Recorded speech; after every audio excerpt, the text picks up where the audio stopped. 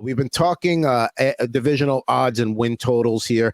Let's start. Well, I wanted to bring one thing up on the screen, the transition here. Now, Jim Harbaugh making his return to the NFL this weekend as a NFL head coach for the Chargers. So I am a Derek Thomas collector. Loved him as a kid.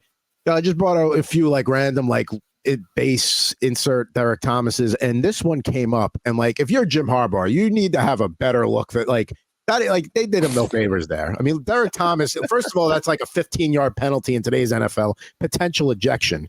But I mean, what did Jim Harbaugh do to the person that selected this photo for the Derek Thomas card?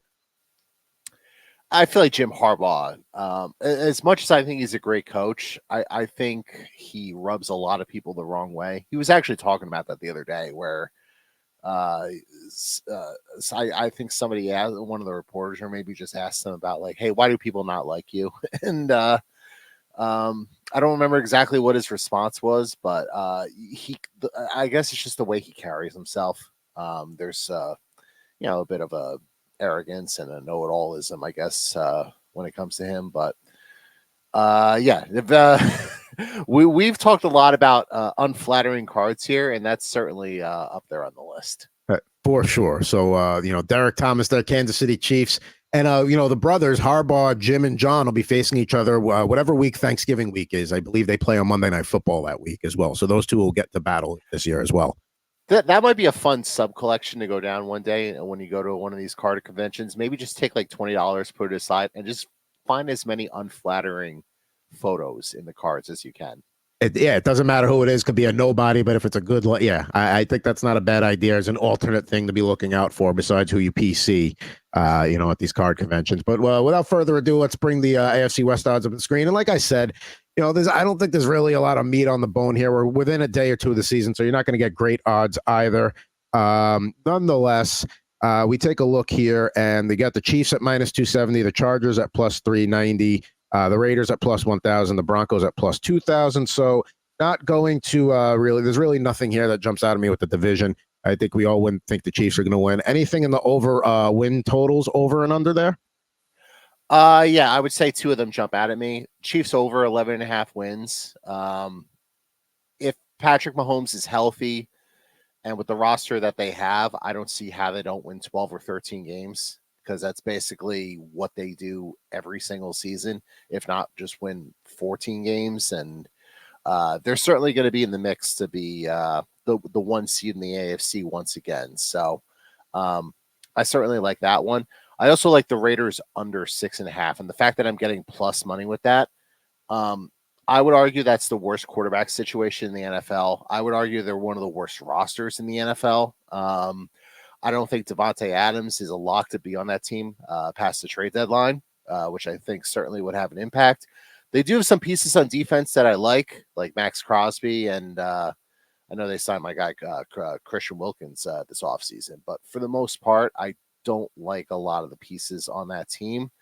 And I think they're clearly probably the worst team in that division. I'd even put the Broncos ahead of them just because I feel better about the direction of the Broncos long term than I do with the Raiders. And push comes to shove, who are you going to put your trust in? You're going to put your trust in Sean Payton, who's been a head coach in the NFL for 2 decades and has won a Super Bowl, and Bo Nix, who he might be an old rookie, but he's still has a lot of upside as the starting quarterback this year. You're going to put your trust in them, or you're going to put your trust in Antonio Pierce and Gardner Minshew?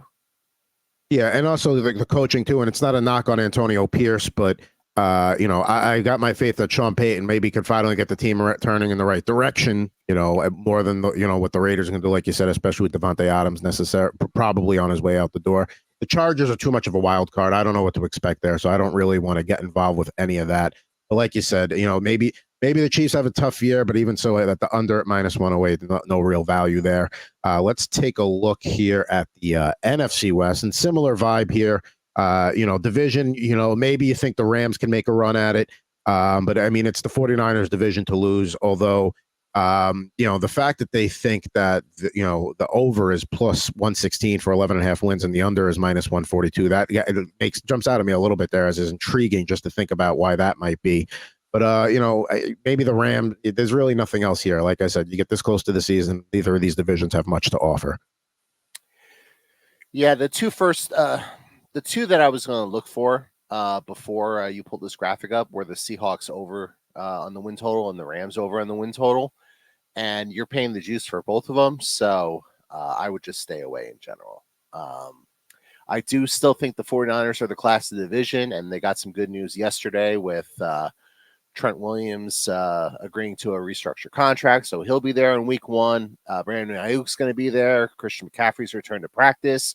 I'm sure as a Jets fan who's going to see the 49ers in week 1, you're absolutely thrilled at all these wonderful developments for the 49ers going into that Monday night game. So that's neither here nor there, but I still think the Niners are the class of that division, and I think Seattle's still a really good team. I think they have a chance to be pretty good this upcoming season, and I actually think Geno Smith's better than he gets credit for in terms of being like a deep passer, and they got a ton of offensive weapons. So I really like Seattle there.